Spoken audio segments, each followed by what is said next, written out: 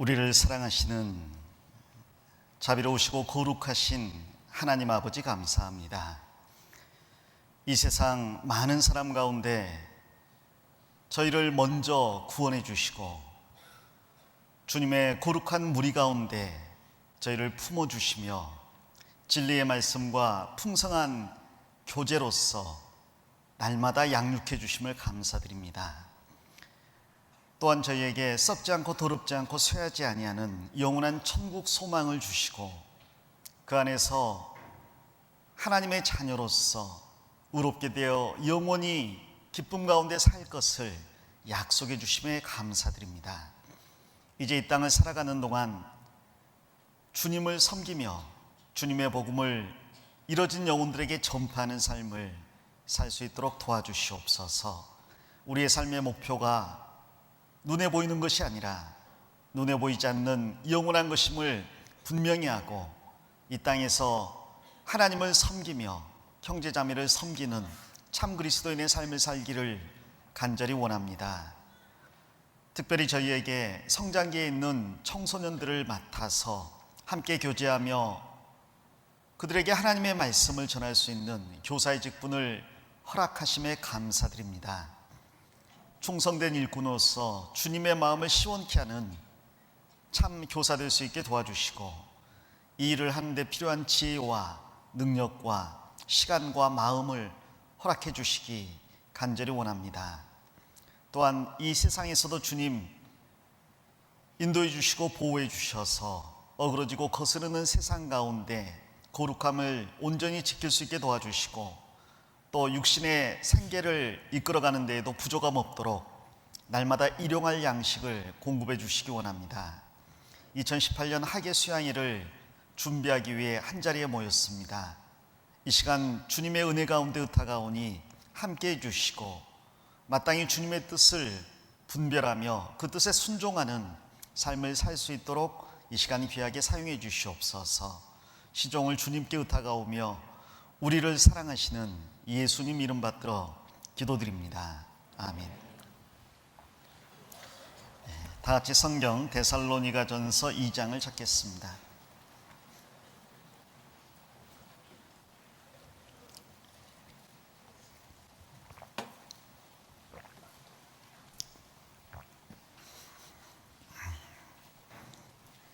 데살로니가전서 2장 1절만 먼저 같이 읽겠습니다. 형제들아, 우리가 너희 가운데 들어감이 헛되지 않은 줄을 너희가 친히 아나니. 됐습니다. 데살로니가전서 2장은 본문이기 때문에 책갈피를 잡아 놓으시면 좋겠습니다. 어떤 일을 함에 있어서 많은 시간과 비용, 희생이 들어갔다면 우리는 반드시 그 결과가 좋기를 바랄 겁니다. 만일 큰 비용과 시간을 투입했는데도 아무런 열매가 없다면 그 희생을 치른 사람이나 혹은 그 대상이 둘 다 낙심할 수 있습니다. 학예 수양회는 저희 교회에서 가장 많은 시간 그리고 가장 많은 비용을 치르면서 이 많은 시간들 그리고 수양회라고 말할 수 있을 겁니다. 그래서 많은 희생과 비용을 치르는 만큼 많은 열매가 맺히기를 간절히 바랍니다. 자, 그런데 간혹 마음속에 정말 이 3박 4일의 시간 동안 주님께서 얼마나 역사하실 수 있을까?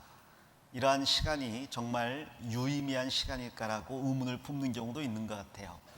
혹은 학예 수양회 자체에 대해서는 그 확신을 가지고 있지만 내 자신에 대해서 내가 과연 얼마나 이 수양회에서 기여를 할 수 있을까, 역할을 할 수 있을까 고민을 하는 분들도 계실 겁니다.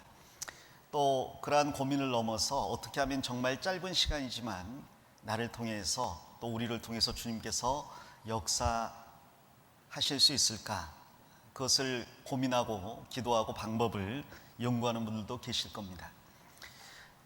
사실은 긴 시간 또 많은 비용을 투자해서 어떤 사람을 대하고 또 그들에게 하나님의 말씀을 전할 때 우리는 변화를 기대할 수 있습니다. 그것은 분명한 사실인 것 같아요.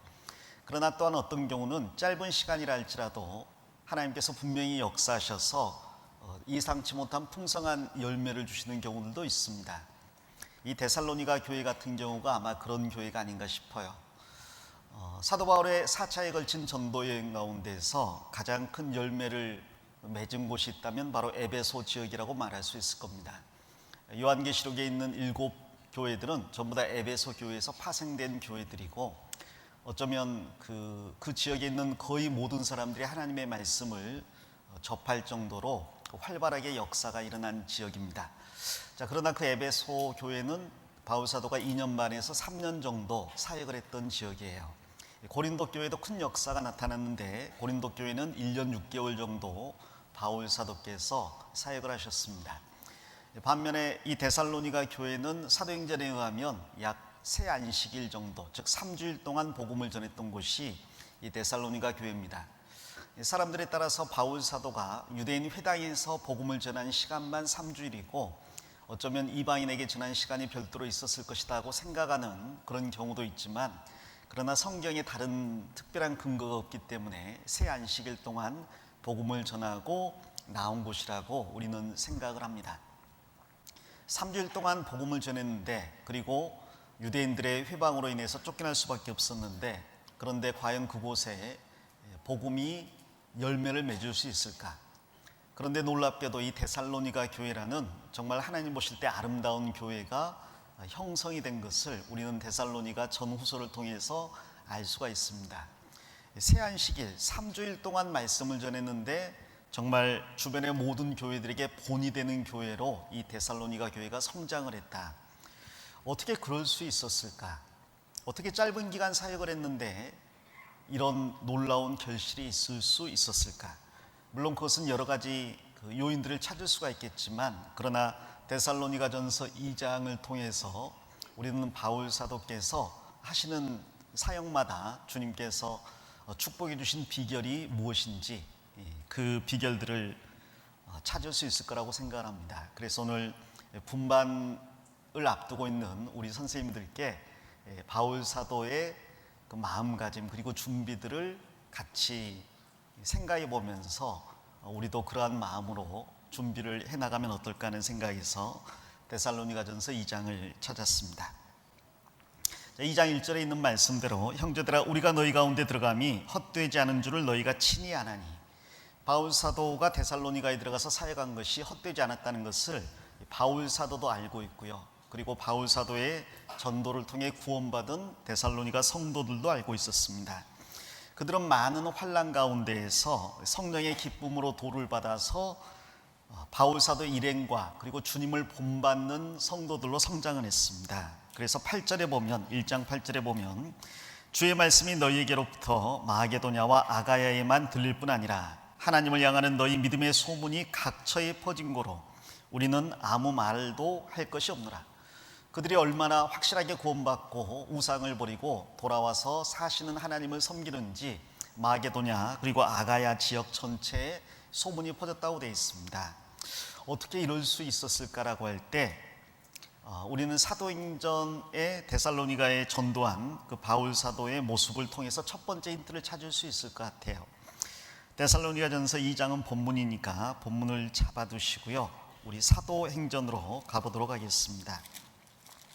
사도행전 17장입니다.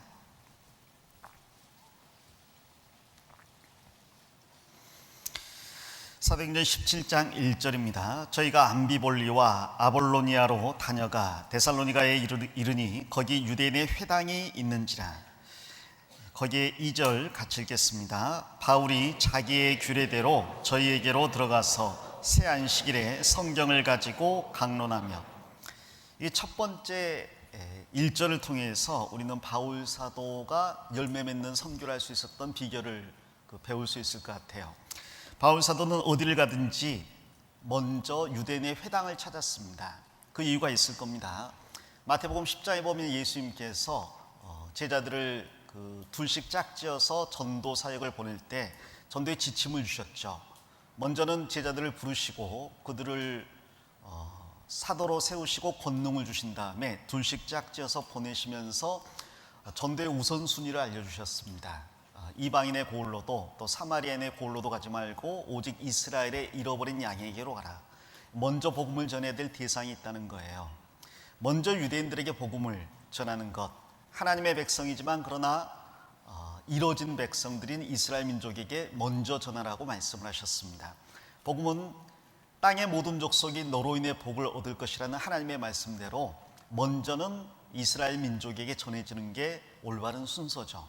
예수님께서도 예루살렘과 온 유대와 사마리아와 그 다음에 땅끝을 언급하셨습니다. 그래서 먼저는 유대인들에게 복음이 전해지는 게 하나님의 뜻이고 하나님의 방법이라고 할 수 있죠. 사도 바울은 그 하나님의 말씀을 의뢰하는 가운데 분명한 전략을 가지고 계획을 가지고 이 전도사에게 임했습니다. 그는 어디로 가든지 간에 먼저 유대인의 회당을 찾았어요. 그는 사실은 유대인들에 대해서는 좋지 못한 과거 경험이 있죠. 그 자신이 유대인으로서 교회를 핍박했고요. 그리고 나중에 구원받고 나서 예루살렘에 와서 사역을 할 때 그들은 받아들이지 않았습니다.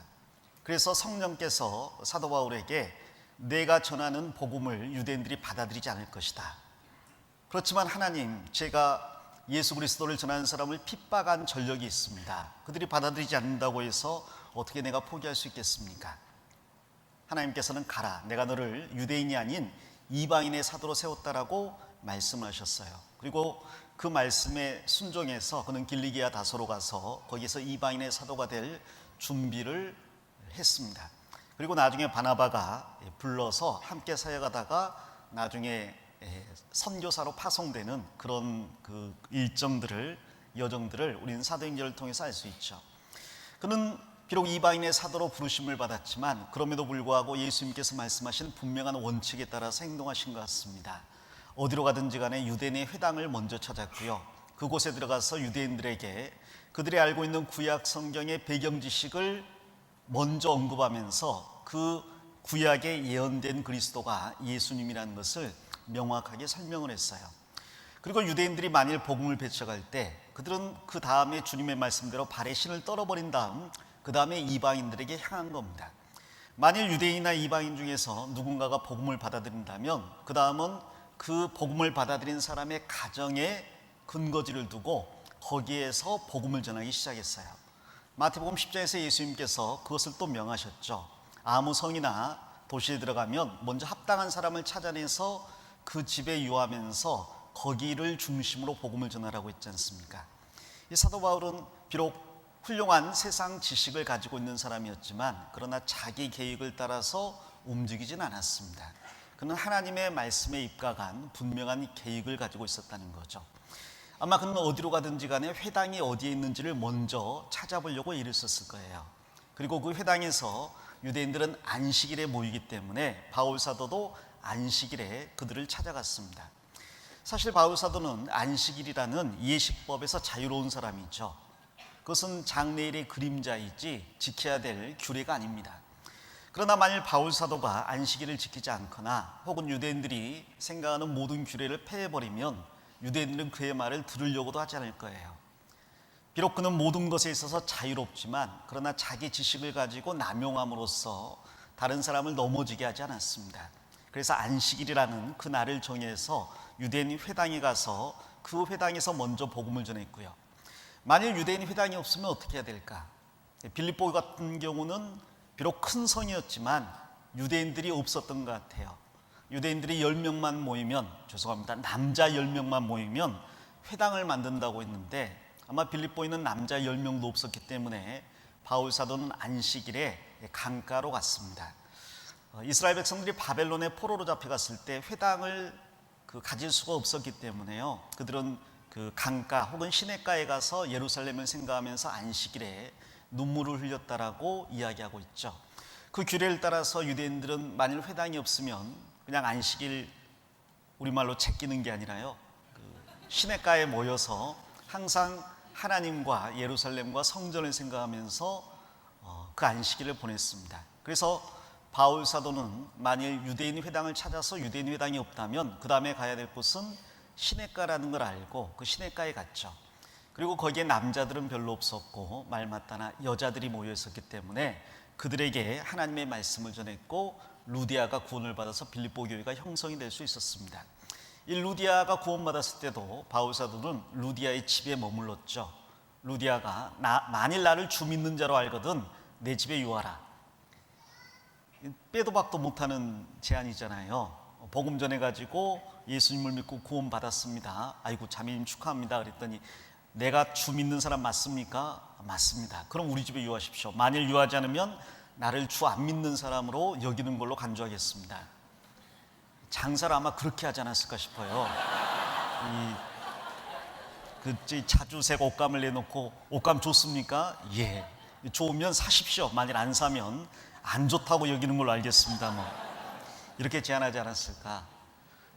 아무튼 바울 사도는 분명한 그 전도의 방법들을 알고 있었죠. 계획을 가지고 있었습니다. 그것도 자기 생각에 입각한 게 아니라 주님의 말씀에 입각한 분명한 계획을 가지고 있었어요. 자, 분방교사로서 우리가 학예 수양회를 대비할 때 먼저 가져야 될 생각 중에 하나는 이러한 그 계획을 가지는 겁니다. 사실 어떤 일하든 간에 열매를 바란다면 우리는 분명한 계획을 가지고 있어야 되죠. 세상에서도 그런 이야기 합니다. 어떤 일을 할 때 플랜, 그 다음 do, 그 다음 see 그렇게 이야기하죠. 어떤 일을 계획하고 행하고 그 다음 살펴본 다음에 잘못된 게 있으면 보완하는 플랜, do, see 그런 이야기를 합니다. 아마 그런 것은 계획을 세우지 않아도 누구든지 그렇게 익숙해져 있을 거라고 생각해요. 예를 들어서 어젯밤에 잠을 못 주무신 분은 계획을 세웁니다. 이 시간에 자야지. 플랜이죠. 그리고 행합니다. do. 그러다 가끔 하고 살펴보잖아요. 그리고 자세를 살짝 바꿔서 다시 보완해서 그래서 이제 이런 것들은 이제 우리 몸에 배어 있는 일들이죠. 저희가 아무 계획 없이 수양회를 임할 수는 없고요. 수양회를 위해서 우리는 그러한 계획들을 머릿속에 담아두고 있어야 되겠습니다.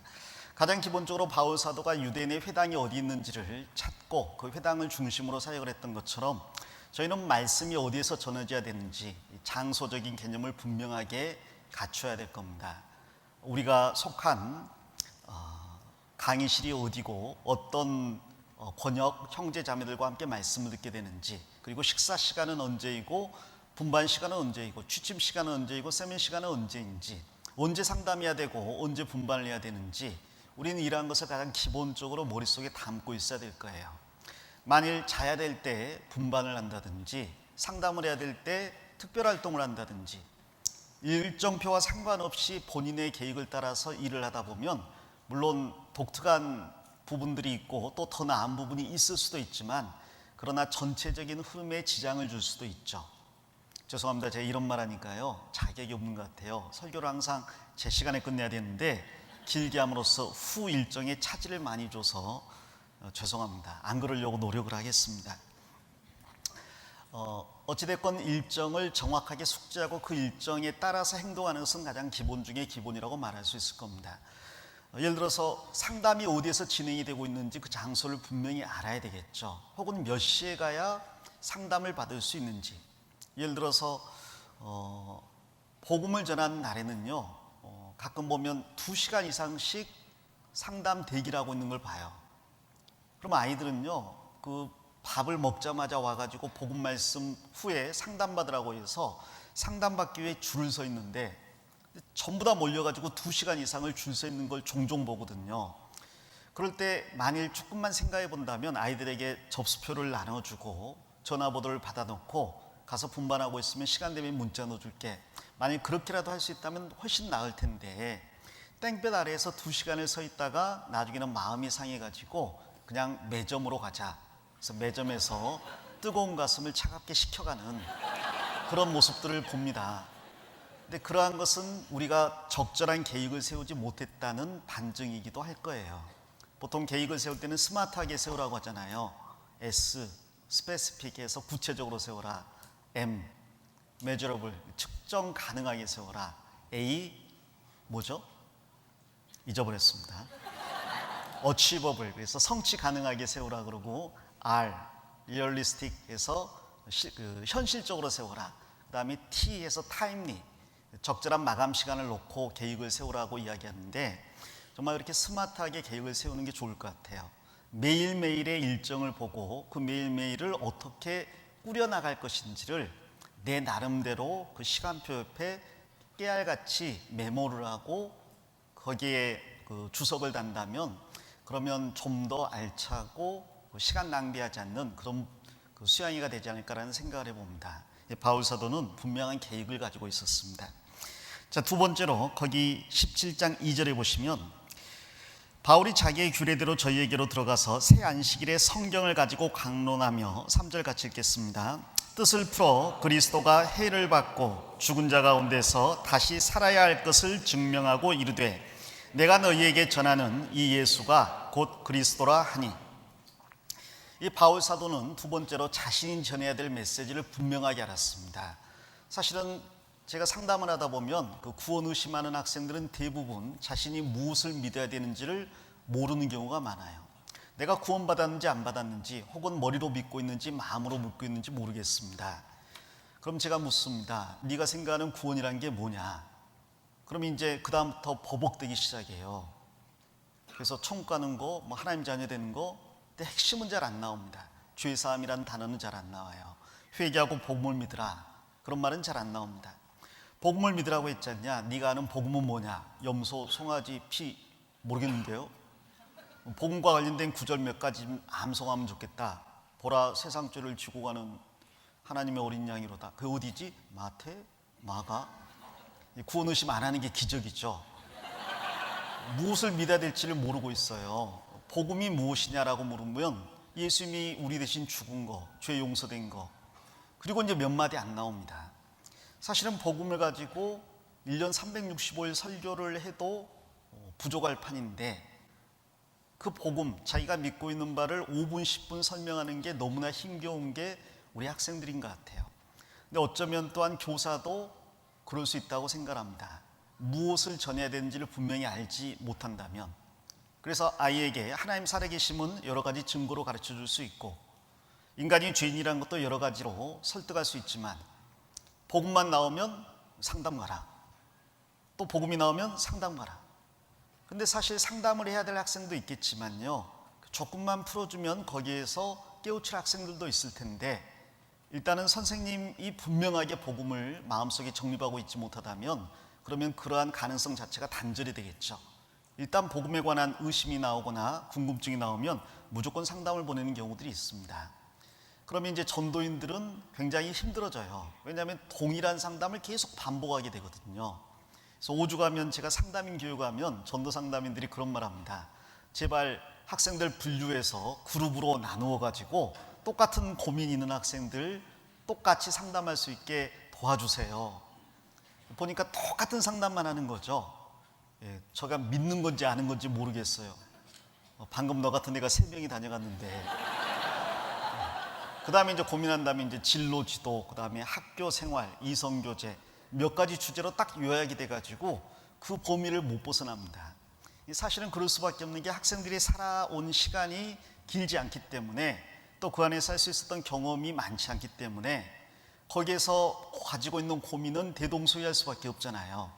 그렇기 때문에 그러한 것들을 잘 분류를 해가지고 만일 숙지할 수 있다면 그러면 좀 더 유익하고 알찬 분반을 가질 수도 있고 상담의 그 오버로드가 걸리는 일도 많이 줄어들 거라고 생각합니다. 특별히 이제 진로라든지 혹은 교회 생활이라든지 이런 부분은 우리가 너무 광범위하기 때문에 어떻게 말해주기 어렵다 할지라도요, 적어도 복음에 대해서는 우리가 분명하게 알고 있어야 되겠죠. 바울 사도는 고린도전서 15장에서 자신이 믿고 있는 복음이 무엇인지를 단 2구절에 분명하게 요약을 했습니다. 이는 성경대로 그리스도께서 우리 죄를 위하여 죽으시고 성경대로 다시 살아나사 예수 그리스도께서 우리 죄를 대신하여 죽고 살아나심으로 우리 죄가 영원히 사해졌다는, 그리고 그것을 믿는 자를 의롭다고 하는, 그리고 그것을 믿는 자는 어제 목사님 말씀하신 것처럼 종신토록 주님 앞에서 두려움이 없이 주님을 섬기게 하려고 열매 맺는 삶을 살게 하려고 우리는 그것을 분명하게 알고 전해야 될 겁니다. 바울 사도도 그것을 분명히 전했습니다. 유대인들은 구약 성경에 정통하기 때문에 그 사도행전 17장에 아테네에서 이방인들에게 전도하는 것처럼 창조주 하나님에 대해서 자세하게 설명할 필요는 없어요. 다만 그 창조주 하나님께서 우리 조상들에게 약속하신 그리스도가 있는데 그분이 바로 예수님이시다. 그리고 예수님이 그리스도라는 걸 어떻게 입증할 수 있느냐? 비록 예수님이 많은 기적들을 행하셨지만 그것이 예수님이 그리스도라는 증거는 아닙니다. 그것은 구약의 선지자들도 행했던 일들이에요.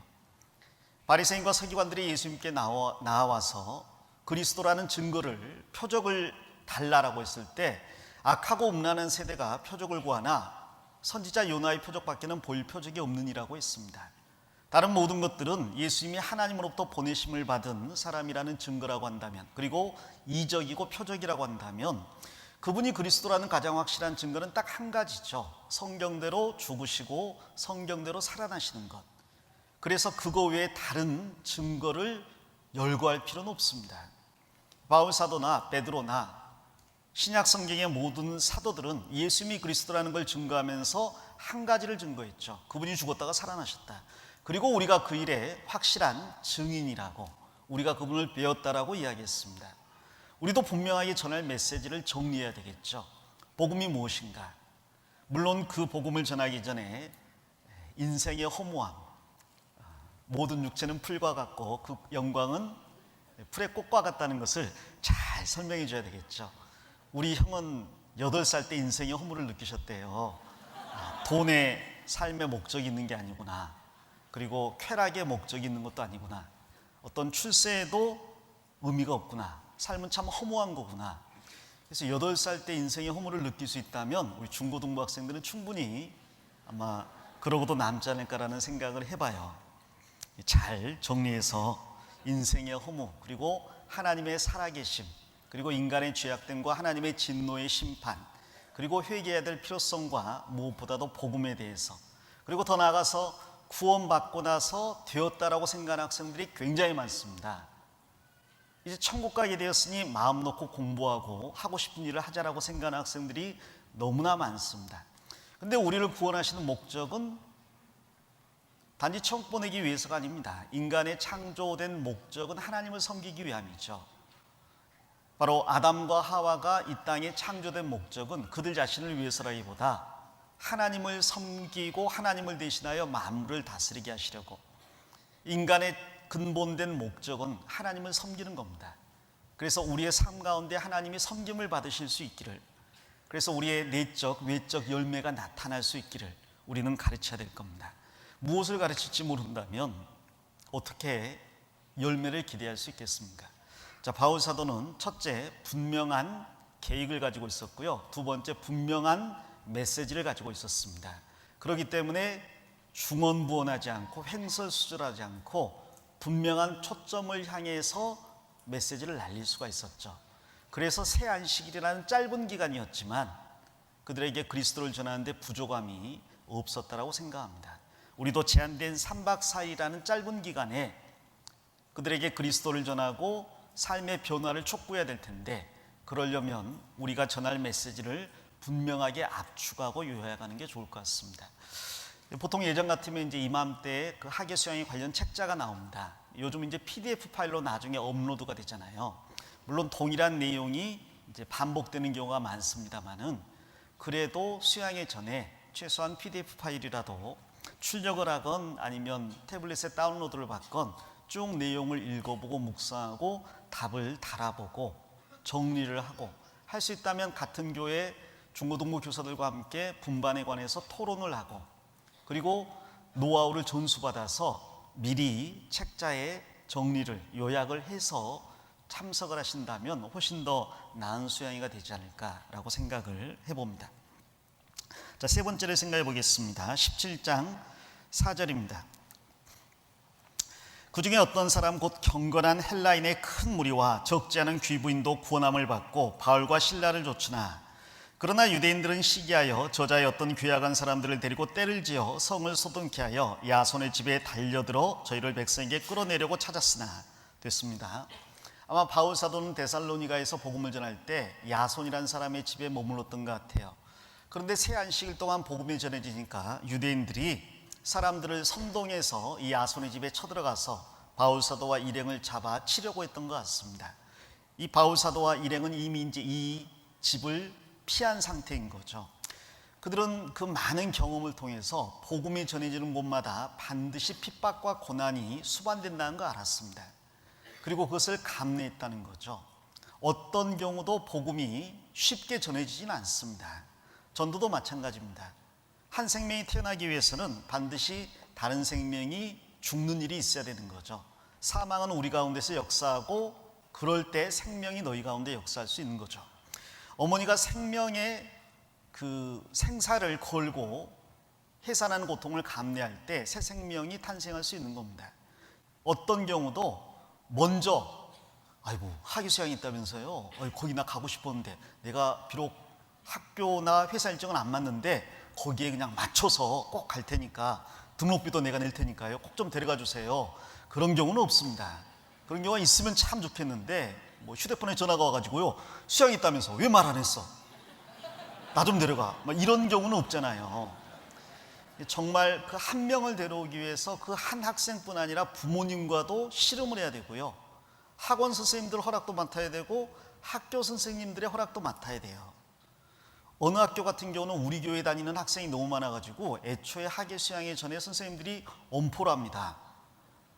방학 안 했는데 특별활동한다고 가정 무슨 활동한다고 빠지는 거 금지라고 선포하는 데도 있어요.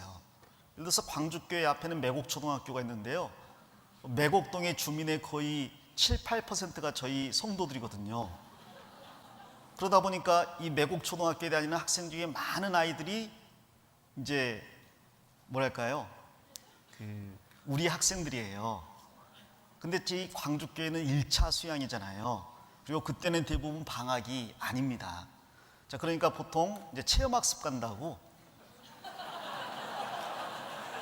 이걸 내는데 문제는 그 일자가 다 똑같다는 거죠. 그러다 보니까 오랜 경험에 의해서 알고 계시더라고요. 그래서 이제 금지 막 시키는 그런 경우도 있어요. 선생님도 난처하죠. 많은 학생들이 한꺼번에 빠져버리기 때문에. 복음 전하기 위해서는 아무튼 많은 씨름이 필요합니다. 레슬링이 필요한 거죠.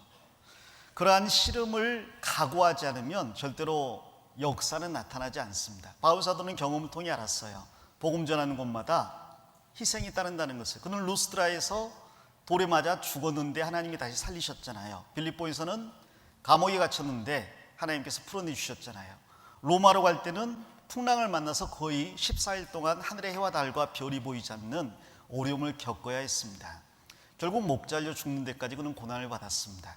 자, 그러나 그는 고난이 있음을 알았지만 결코 고난을 두려워한 적이 없다는 거죠. 그 자신이 교회를 핍박한 전력이 있어서이기도 하겠지만, 그러나 복음을 전하지 않으면 내게 화가 있을 거라는, 그리고 복음의 빚진 자라는 생각을 가지고 정말 아이를 해산하는 어머니의 마음으로 그 고난을 기쁘게 감내했습니다. 그리고 하나님께서는 그런 고난을 감내할 때 그에 합당한 열매와 선물을 주신다는 거죠. 이 사도행전 17장에 나와 있는 데살로니가 전도는 이 디모데가 동행한 전도입니다. 근데 디모데는 어디에 있었던 사람인지 아시죠? 그는 루스드라에서 바울 사도가 2차 전도여행을 가서 만난 제자입니다. 근데 루스드라에서 2차 전도여행 때 만났다는 것은 그가 1차 전도여행 때 구원받았다는 이야기예요. 한 2, 3년 전에 구원받았다는 이야기입니다. 근데 2, 3년 전에 루스드라에서 그는 돌에 맞아 죽어서 성 밖에 내침을 당했는데 다시 루스드라에 들어가서 형제들을 굳게 하고 그리고 그곳을 떠났거든요. 그리고 2차 전도여행을 갈 때 루스드라를 다시 방문한 겁니다. 아마 그 성 입구만 와도요, 자기가 돌 맞은 기억이 생생할 거예요. 보통 트라우마라고 하는데 외상을 겪은 후에 스트레스를 많이 겪고 그로 인해서 심리적인 어려움을 겪잖아요. 바울 사도는 아마 성문만 봐도 혹은 거기 굴러다니는 돌만 봐도 트라우마가 올라왔을 거예요. 그것이 없다면 그건 좀 비정상적인 사람일 겁니다. 그런데 그것이 있음에도 불구하고 극복할 수 있는 사람은 용감한 사람이에요. 진짜 용기는 두려워하지 않는 게 아니라 두려움을 알면서도 그것을 극복하는 사람이죠. 바울 사도는 그 두려움을 알고 극복하고 루스드라에 들어갔습니다. 그리고 하나님께서 그 루스드라에서 바울 사도에게 주신 선물이 평생의 아들이자 동반자인 디모데를 주신 거죠. 이 디모데는 바울 사도가 항상 이야기할 때 나와 같은 사람이라고 이야기했어요. 디모데는 나와 같이 말을 하고 나와 같이 행동하고 나와 같이 생각하던 사람이다. 그래서 고린도에 이 디모데를 보낼 계획을 이야기하면서 그가 내가 너희에게 말한 것을 생각나게 하리니, 디모데가 말하는데 바울 사도가 생각난다. 왜 그럴까요? 디모데는 바울사도처럼 말하고 바울사도처럼 행동하고 바울사도처럼 가르쳤습니다. 정말 똑같은 카피본이죠. 그런 평생의 그 아들이자 조력자, 동반자 같은 군사를 주셨다는 것은 엄청난 선물입니다. 바울사도에게 하나님께서 그 결혼을 베드로 사도처럼 자매된 아내를 허락하시진 않았어요. 그러나 디도 같은, 그리고 디모데 같은, 그리고 신라 같은 많은 동역자들을 주셨습니다. 그리고 동역자들과 함께 힘을 모아서 그 어려움을 감내할 수 있었잖아요. 근데 그 모든 동역자들은 전부 다 고난을 극복하고 노래가는 가운데 얻은 열매들, 그 중에서 나온 동역자들이에요. 우리도 많은 일꾼들이 태어나기를 원합니다. 근데 그러려면 먼저는 그 하계수양이라는 큰 고난이 있음을, 그리고 어려움이 있음을 충분히 예상하고 두려움이 있지만 그것을 용감하게 맞닥뜨려서 극복했을 때, 그때 거기에서 싹이 나고 이삭이 나오고 곡식이 나오는 기적을 경험할 수 있을 겁니다. 종종 이제 저는 그 학생들을 봐요. 야, 제가 정말 변화될 텐데 언제 어떻게 변화가 될까 기대가 되는 경우가 있어요. 어떤 경우는 기대도 안 되는 경우도 있는데, 근데 가끔 나중에 보면요, 기대도 안 됐던 애들이 와가지고 목사님 저 교사 됐어요. 네가야. 왜 그러세요 목사님? 저 찾겠어요. 네가야. 주변에 선생님들한테 물어봐라 뭐라고 하는지. 안 그런데 저 착했는데. 근데 정말 그런 때가 있고 잘 극복하고 그리고 교사가 된 것 같습니다. 그 애들이 나중에 교사가 되어가지고 또 교사 소감 말하는 거 보면 기도 안 차요. 하는 말이 이렇게 무슨 봉사를 할까 생각하다가 요즘 중학생들을 보니까 너무 거칠고 반항적이고 정말 신앙에 멀리 있는 것 같아서 이 아이들을 잡아줘야겠다는 생각을 가지고 제가 이 교사에 지원했습니다. 참 정말. 자, 그런데 그런 학생들을 끝까지 포기하지 않고 붙들어주고 잡아준 교사들이 있었기 때문에 그 아이들이 자라서 나중에 교사가 되는 거 아니겠습니까? 우리는 그 은혜 찬송 또 하나의 열매를 바라시며 그 찬송처럼 새로운 생명을 바라고 도력자를 원한다면, 그리고 교회의 성장을 원한다면 고난이 있을 것은 알고, 그러나 고난을 용감히 맞이하려는 그런 마음을 가져야 되겠습니다. 다시 이제 데살로니가 전서 2장으로 가보겠습니다. 2장 1절입니다. 형제들아, 우리가 너희 가운데 들어감이 헛되지 않은 줄을 너희가 친히 아나니, 너희 아는 바와 같이 우리가 먼저 빌립보에서 고난과 능욕을 당하였으나, 그 다음 같이 읽겠습니다. 우리 하나님을 힘입어 많은 싸움 중에 하나님의 복음을 너희에게 말하였노라.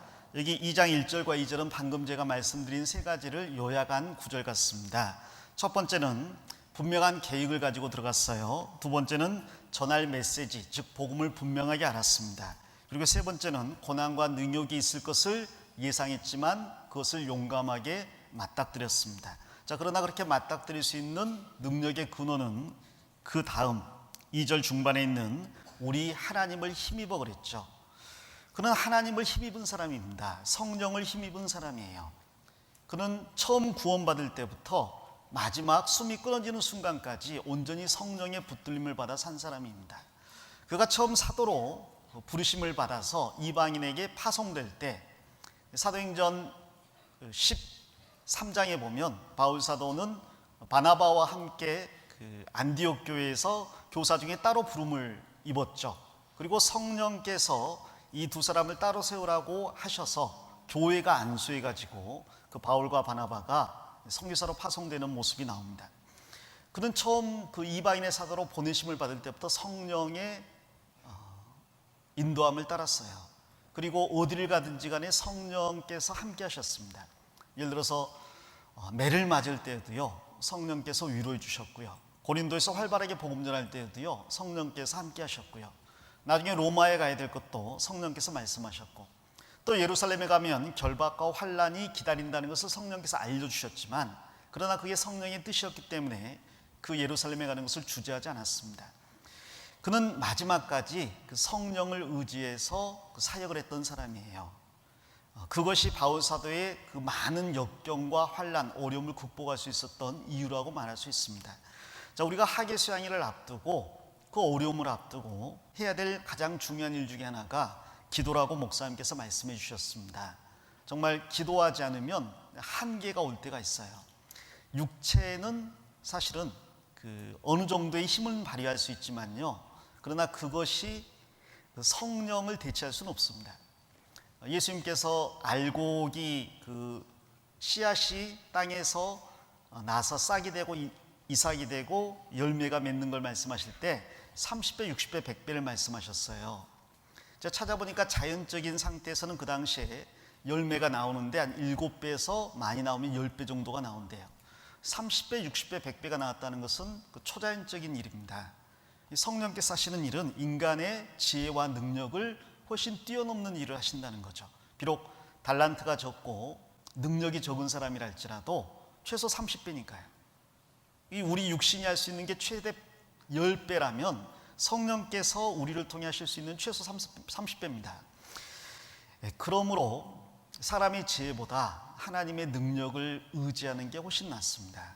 가끔 이제 그런 경험들을 했어요. 학예 수양일을 준비하다 보면 중고등부도 고생을 많이 하지만 유초등부 같은 경우는 한 달 전부터 매일 모여서 인형극이라든지 아니면 분반 기자재, 도구 같은 걸 만듭니다. 특히 유치부 같은 경우에는 말이 안 통하기 때문에요, 전부 다 이 구연과 또 여러 교보제들과 여러 가지 기구들을 사용해서 전달해 줘야 되잖아요. 분반도 마찬가지거든요. 그러다 보니까 이 준비하는데 굉장히 시간이 많이 걸려요. 그런데 그렇게 이제 한 달 이상 준비하다 보면 이제 한 번씩 힘들 때가 있죠. 사실은 하루 나오는 게 요즘 같은 세상에서는 쉬운 일이 아닙니다. 회사에서는 정말 실적을 쥐어짜고 있잖아요. 어떤 분들이 이제 공무원이 부러워요 그러는데, 제가 어떤 공무원을 상담했는데 시청과 또 구청에서 건축을 담당하는 공무원이었어요. 저녁에 이제 말씀 듣자 그랬더니 마음이 아주 좋으신 분인데 하시는 말씀이, 근데 제가 좀 시간이 없어서요. 공무원이신데요, 제가 일찍 끝나면 11시고요 늦게 끝나면 2시예요 그러더라고요. 실제로 그렇다고 이야기합니다. 이렇게 서류가 쌓여 있는데 그것도 잘못 처리하면 고소 고발이 들어간대요. 그래서 구청 시청에서 거의 매일 그쪽 파트 맡은 사람들은, 여직원들은 그냥 남편과 아이들이 있다라는 말을 하면서 점심시간 밥 15분 먹고 일해서 8시에 퇴근해버린대요.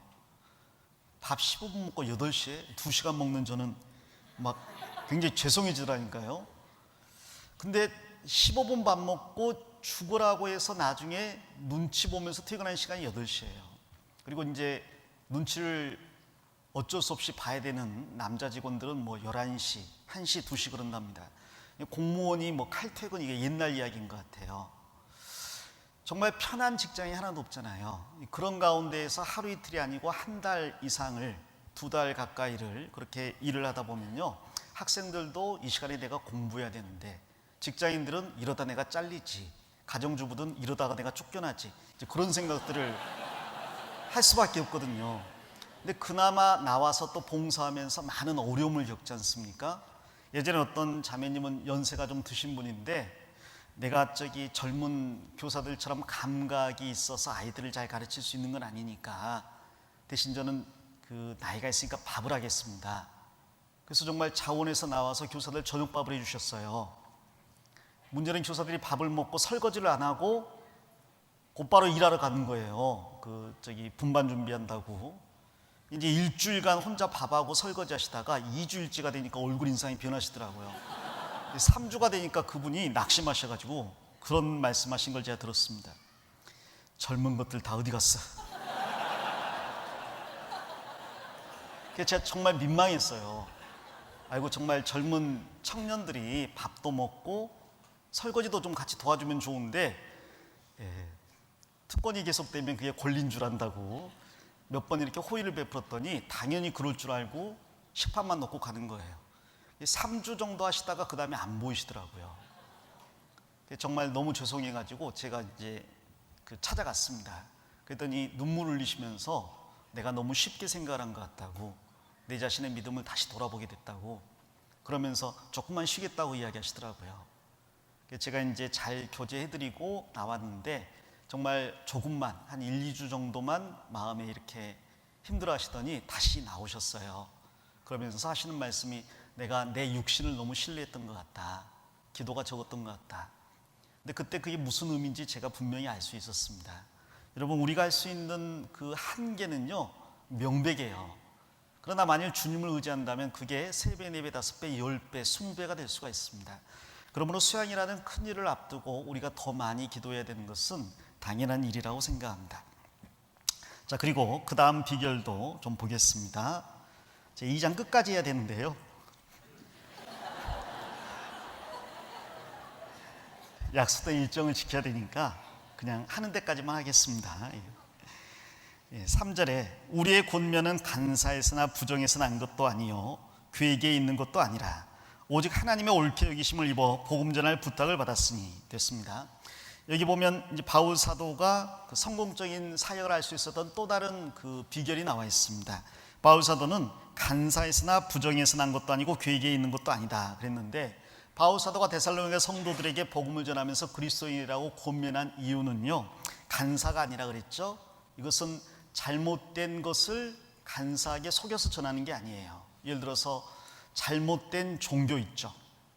예를 들어서 이단적인, 누가 봐도 명백한 이단인 종교들이 있습니다. 근데 그러한 것들을 마치 진리인 양 포장해 가지고 전하는 사람들이 있어요.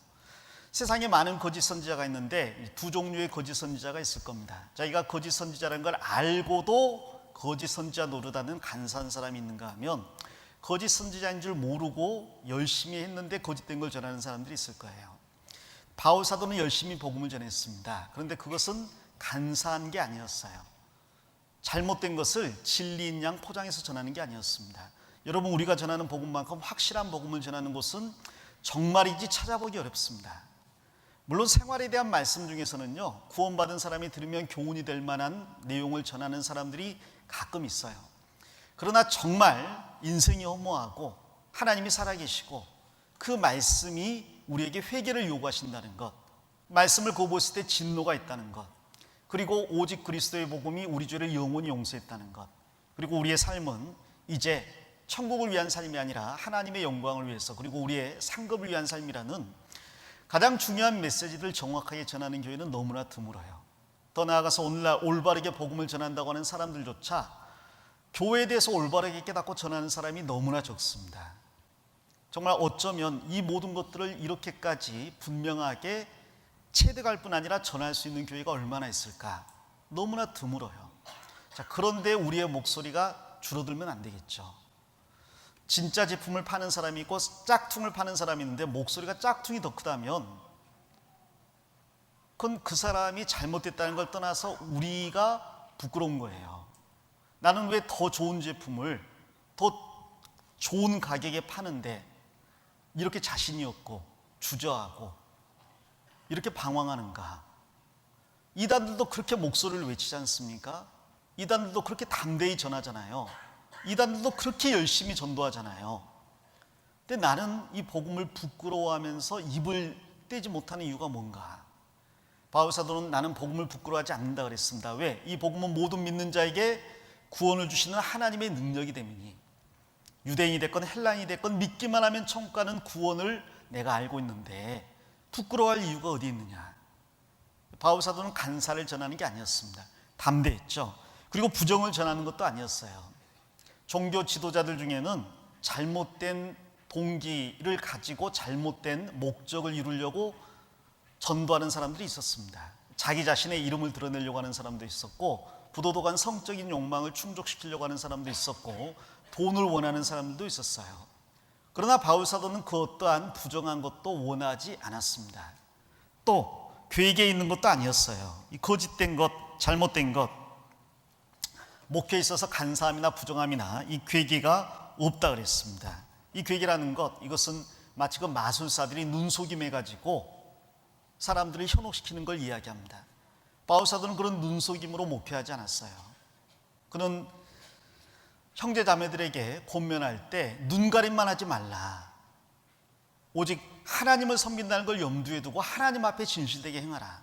누누이 강조했던 사람이고, 그 역시 여기 4절 후반에 있는 것처럼 이와 같이 말하면 사람을 기쁘게 하려 함이 아니요 오직 우리 마음을 감찰하시는 하나님을 기쁘시게 하려 함이라. 그런 올바른 동기를 가지고 있었다는 거죠. 내가 이걸 통해서 어떤 칭찬을 받으려고 하는 것도 아니고, 하나님의 영광을 가르치려고 하는 것도 아니고, 혹은 내 개인의 유익을 채우려고 하는 것도 아니고, 정말 말 그대로 희생이고 봉사하고 수고잖아요. 그런 희생과 봉사 수고의 마음을 가지고 있다면 혹 내가 조금 손해본다고 해도 그것 때문에 낙심하진 않을 겁니다. 반대로 만일 내가 일을 하는 동기가 간사나 계획이나 부정이 있다면 그것이 충족되지 않았을 때 손해봤다고 생각하고 허비했다고 생각할 거예요. 내가 이렇게 수고했는데 아무도 알아주지 않네 하고 낙심하겠죠. 내가 이렇게 전도하면서 돈을 많이 썼는데 저 녀석이 구원을 못 받네, 괜히 밥 사줬어, 이런 생각할 수가 있을 텐데 그런 마음이 사라질 겁니다. 그는 진실된 동기를 가지고 말씀을 전했다는 거예요. 그래서 수양일을 앞두고 또 우리 마음을 간검해야 되겠습니다. 내가 이렇게 수고하는데 이유가 뭔가. 앞에서 이끌어 나가는 임원들은 어떤 경우에 이번 수양일 때 확 잡아야 돼, 이번이 기회야, 안 그러면 다시는 내가 리더십을 행사할 수 없을지 몰라, 이런 생각을 가지고 하는 경우는 없겠죠. 근데 그런 경우가 혹시라도 들어온다면 기도하면서 정말 순수한 동기를 달라고, 깨끗한 마음을 달라고, 오직 이 학생의 영혼만을 바라보는 그런 눈을 달라고 기도해야 될 겁니다. 또 하나님께서 그런 사람에게 정말 순수한 동기를 주시고, 그리고 놀라운 것은요, 이방인이랄지라도 이 사람이 이런 일을 하는 동기가 어디에 있는지 어느 정도는 구별한다는 거예요. 그리스도인은 절대로 속일 수가 없습니다. 그리스도인들의 눈은, 그리스도인이 아니라 그리스도인들의 눈은 교회의 눈이고, 교회의 눈은 하나님의 눈이라서 그 불꽃 같은 눈으로 마음의 심령을 꿰뚫어 봐요. 이 사람이 무슨 동기로 이 일을 하고 있는지를 아무도 모를 것 같지만요, 심중을 꿰뚫어 본다니까요. 마치 다윗의 마음을 요나단이 꿰뚫어 봤죠. 근데 사울은 전혀 볼 수가 없었어요. 마음이 부정이기 때문에. 이방인 중에서라도 마음이 어느 정도 깨끗한 사람은요, 분별을 한다니까요. 그리스도인들은 하물며 속일 수가 있겠습니까? 순수한 동기, 온전한 마음을 가지고 이 일을 할 때 하나님께서 그 마음을 보시고 역사하실 것을 우리가 생각을 합니다. 바울 사도는 그런 순수한 동기를 가지고 있었어요. 그리고 이 4절에 처음에 나와 있는 것처럼 오직 하나님의 옳게 여기심을 입어 복음 전할 부탁을 받았으니, 그는 분명한 소명의식을 가지고 있었어요. 내가 왜 이 일을 하느냐. 사도라는 것은 첫째, 부활하신 예수 그리스도를 만나야 됩니다. 두 번째, 예수 그리스도로부터 배워야 됩니다. 세 번째, 예수 그리스도로부터 보내심을 받아야 돼요. 바울 사도는 자신이 사도가 아니라고 주장하는 사람들에게 갈라디아서 1장과 2장을 통해서 자신이 사도가 분명하다는 것을 그 세 가지를 통해서 분명하게 입증을 했습니다. 더 나아가서 유대에 있는 제자들도 자기 자신을 인정했다는 걸 이야기하고, 더 나아가서 베드로와도 면책했다는 이야기를 하잖아요. 같이 1대1로 얼굴을 마주대고 베드로를 꾸짖었다는 이야기까지 합니다. 그는 자신이 사도라는 확신을 가지고 있었어요. 나는 보내심을 받은 자다. 그리고 하나님께서 보내셨다면 확실한 사명이 있을 거 아니에요. 하나님이 나를 부르셨다면, 즉 소명을 하셨다면 그 소명은 분명한 사명을 위한 거니까 확실한 사명의식이 있었다는 거죠. 하나님께서 나를 옳게 여기셔서 복음 전할 부탁을 하셨다. 이거 어떻게 안 할 수 있냐는 거죠.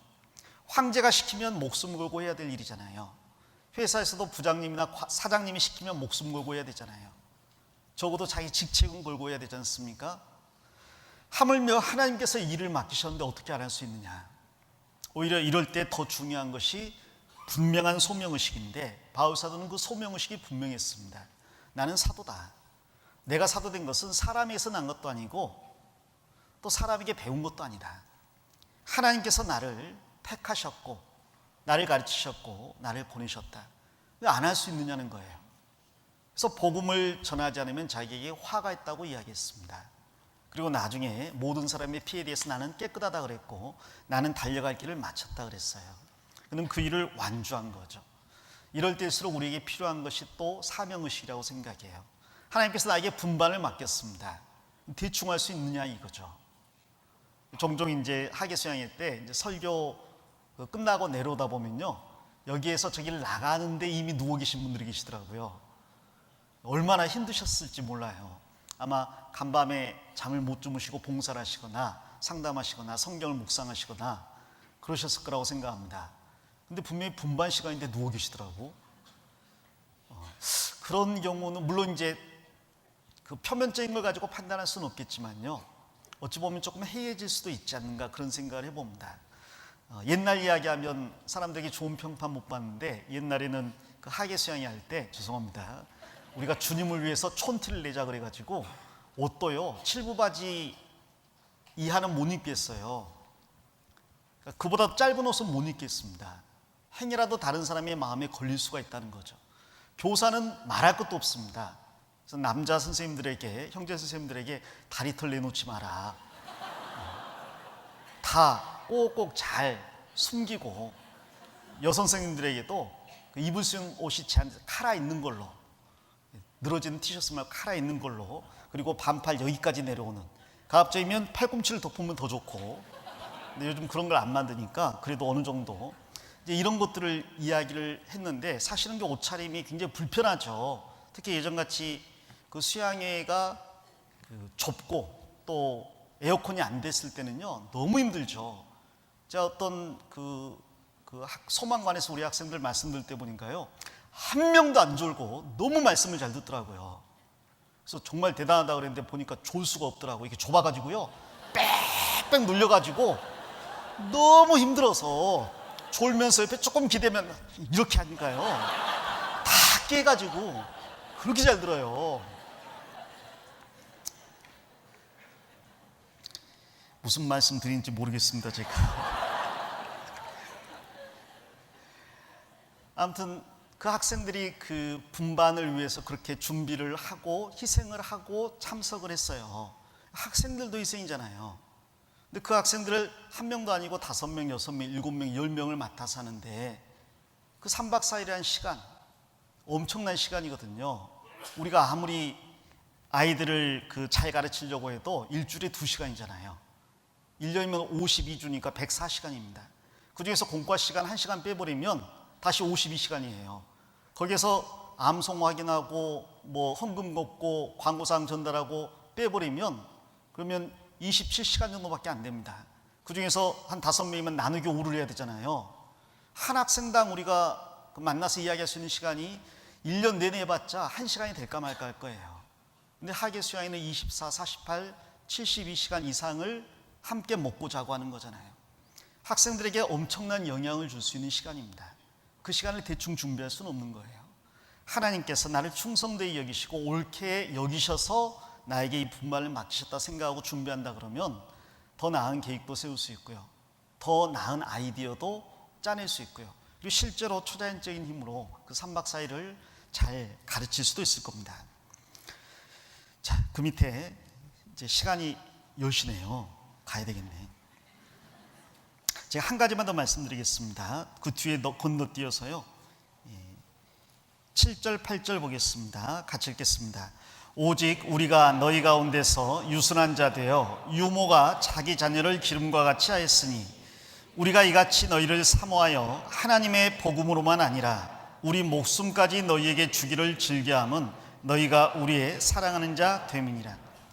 이 바울 사도가 목회에 성공할 수 있었던 이유, 교회에서 큰 열매를 얻을 수 있었던 가장 큰 이유 중에 하나가 그는 실제로 희생을 했다는 거예요. 그는 정말 희생을 감내했던 사람입니다. 어떤 일이든 계획은 잘 세울 수가 있잖아요. 그러나 실천력에 있어서 많은 차이가 납니다. 근데 실천한다 할지라도 그 다음에 희생을 치러야 될 때가 오면 거기에서 결정적으로 갈리는 것 같아요. 자, 우리는 원하는 결과를 얻기 위해서 반드시 희생해야 될 게 있습니다. 이기기를 다투는 자마다 그 다음 뭐예요? 모든 일에 절제하나니. 그것은 이제 이스미안 경기를 염두에 두고 이야기한 거예요. 올림픽 경기를 앞두고 엄청난 절제를 해야 되는 일이 있잖아요. 올림픽 경기를 하려면 적어도 10개월 이상 체육관에 다녔다는 증명서가 있어야 됩니다. 그리고 개막식을 위해서 한 달 이상 합동훈련을 해야 돼요. 그런 그 훈련 조건들을 갖추고 자격 요건들을 갖추었을 때 출전할 수가 있는 거죠. 근데 출전한다고 해서 희생이 끝나는 건 아닙니다. 예를 들어서 그 마라톤을 한다고 할 때요, 마라톤 하기 전에 짜장면 먹을 자유가 있어요, 없어요? 자유는 있어요. 그러나 자유를 남용하면 아마 마라톤 하다가 아까 뭐 먹었지 하고 확인하게 될 거예요. 그래서 그렇게 하는 사람은 없습니다. 비록 먹고 싶은 게 있지만 원하는 결과를 위해서 자유를 제한하는 거죠. 바울 사도는 자신의 자유를 철저하게 제한했던 사람이에요. 그 모든 희생을 기쁘게 감내했던 사람입니다. 나는 포도주를 마실 수 있는 지식도 있고 자유도 있지만, 그러나 행여나 거기에 누군가가 걸린다면 나는 그 자유를 행사하지 않겠다. 언제까지? 죽을 때까지 행사하지 않겠다. 그는 모든 일에 자유한 사람이었습니다. 그러나 모든 일에 절제한 사람이에요. 올림픽에서 금메달 하나 따기 위해서라도 모든 일에 절제해야 될 판에 하물며 천하보다 귀한 영혼을 얻겠다고 말하는 사람이 절제하지 않는다면 그것은 말뿐인 거죠. 그는 자신을 절제하고 그 절제를 통해 다른 사람을 섬기는 희생을 감내했습니다. 물론 그 모든 바탕에는 그 영혼을 향한 열렬한 사랑이 있었습니다.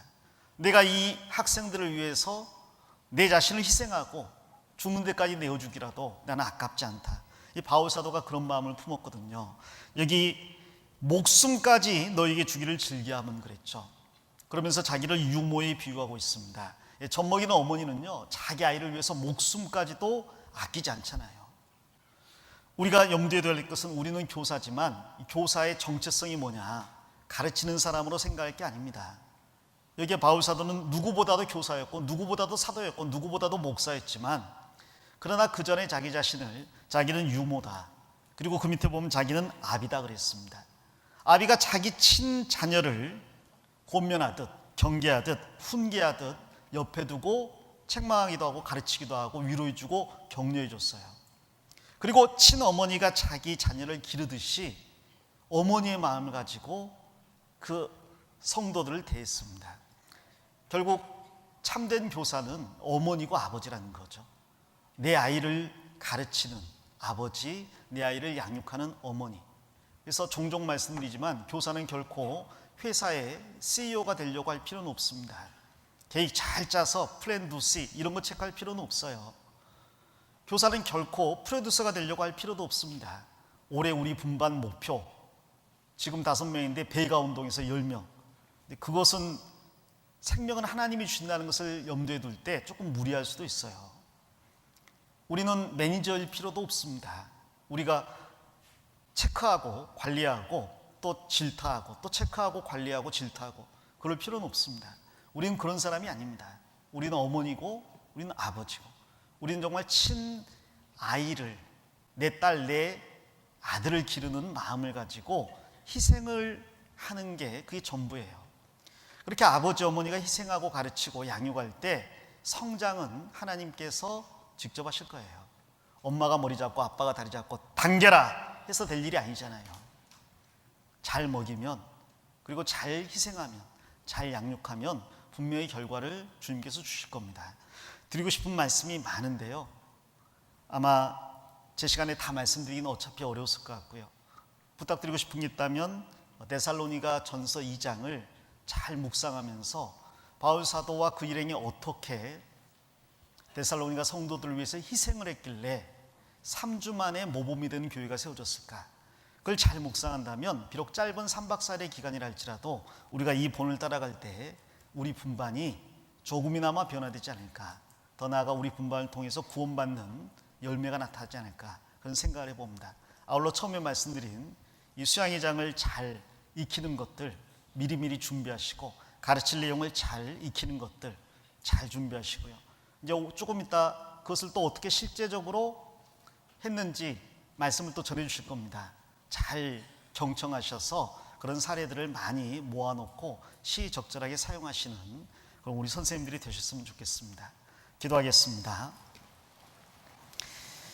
하나님 감사합니다. 우리를 옳게 여겨주시고 또 충성되게 여겨주셔서 교사의 직분 맡겨주심에 감사드립니다. 특별히 학예 수양회라는 정말 귀중한 기회가 우리 앞에 놓여 있습니다. 이 시간을 위해서 우리가 정말 기도하게 하시고 준비하게 하시고 희생할 수 있도록 도와주시옵소서. 그리하여 주님께서 기뻐하시는 풍성한 열매가 우리를 통해 나타날 수 있도록 도와주시옵소서. 이 시간 이후 일정도 주님께서 은혜 가운데 인도해 주시기를 또한 간절히 원하며 우리를 사랑하시는 예수님 이름 받들어 기도합니다. 아멘.